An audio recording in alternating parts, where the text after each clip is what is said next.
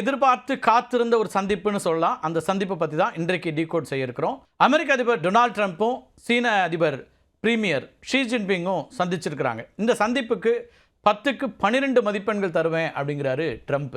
அவ்வளவு முக்கியத்துவம் வாய்ந்தது அல்லது அவருக்கு பிடிச்சதா அந்த சந்திப்பு அமைஞ்சிருச்சு அப்படிங்கிற மாதிரி இருக்குது. 6 ஆண்டுகளுக்கு பிறகு தென்கொரியாவுடைய பூசன் நகரில் ட்ரம்ப்பும் ஷி ஜின்பிங்கும் சந்திச்சிருக்கிறாங்க. சீன பொருட்கள் மீதான வரிகளை 57% 47% குறைப்பதற்கு அமெரிக்கா ஒப்புக்கொண்டிருக்கிறது. இதற்கான ஒப்பந்தம் விரைவில் ஏற்படுத்தப்படும் அப்படிங்கிற அறிவிப்பையும் ட்ரம்ப் கொடுத்திருக்காரு. ரொம்ப குறிப்பாக ஃபென்டானில் தொடர்பான சீன பொருட்கள் மீதான வரிகளை 20% 10% குறைக்க ஒப்புதல் அப்படிங்கிறது ரொம்ப முக்கியமாக பார்க்கப்படக்கூடிய ஒரு ஒப்பந்தம். இதற்கு பதிலாக ஃபென்டானில் ரசாயனங்கள் கடத்தப்படுவதை கட்டுப்படுத்த சீனா ஒத்துழைக்கும் அப்படிங்கிற ஒரு உறுதியை கொடுத்திருக்குது. சீனா உடனடியாக அமெரிக்க சோயாபீன்ஸ் கொள்முதலை மீண்டும் தொடங்கும். இப்போ சோயாபீன்ஸ் உற்பத்தி செய்யக்கூடிய விவசாயிகள் அமெரிக்காவில் பெரிய அளவுக்கு பாதிக்கப்பட்டாங்க சீனாவுடைய இந்த தடைக்கு பிறகு. ஏன்னா சீனா தான் பெருமளவு அமெரிக்க சோயாபீன்ஸை கொள்முதல் பண்ணக்கூடிய ஒரு நாடு.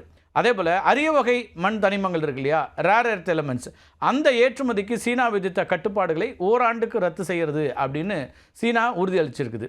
இந்த ஒப்பந்தம் ஆண்டுதோறும் புதுப்பிக்கப்படும் அப்படின்னு ட்ரம்ப் சொல்கிறார். இப்போ அமெரிக்காவுக்கும் சீனாவுக்கும் ஏற்பட்டிருக்கக்கூடிய இந்த ஒப்பந்தம் இருக்கு இல்லையா, இது ஓராண்டுக்கு இருக்கும், அதுக்கு பிறகு ஒவ்வொரு ஆண்டும் புதுப்பிக்கப்படும் அப்படிங்கிறது தான் இப்போ இருக்கக்கூடிய ஸ்டாண்டு. யுக்ரைன் போரை முடிவுக்கு கொண்டு வரக்கூடிய வகையில் 2 தலைவர்களும் இணைந்து செயல்படுவது அப்படிங்கிற ஒரு ஒப்பந்தத்துக்கும் வந்திருக்கிறாங்க.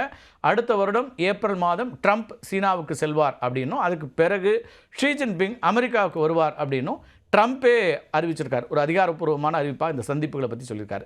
இந்த சந்திப்பில் தைவான் பிரச்சனை குறித்து விவாதிக்கப்படவில்லை அப்படிங்கிறதையும் உறுதிப்படுத்தியிருக்கிறார் ட்ரம்ப். டிக்டாக் செயலினுடைய அமெரிக்க செயல்பாடுகள் குறித்தோ அதனுடைய உரிமையாளர் மாற்றம் குறித்தோ அதிகாரப்பூர்வமாக எதுவும் விவாதிக்கப்படவில்லை அப்படிங்கிறதும் வரக்கூடிய செய்தியாக இருக்குது.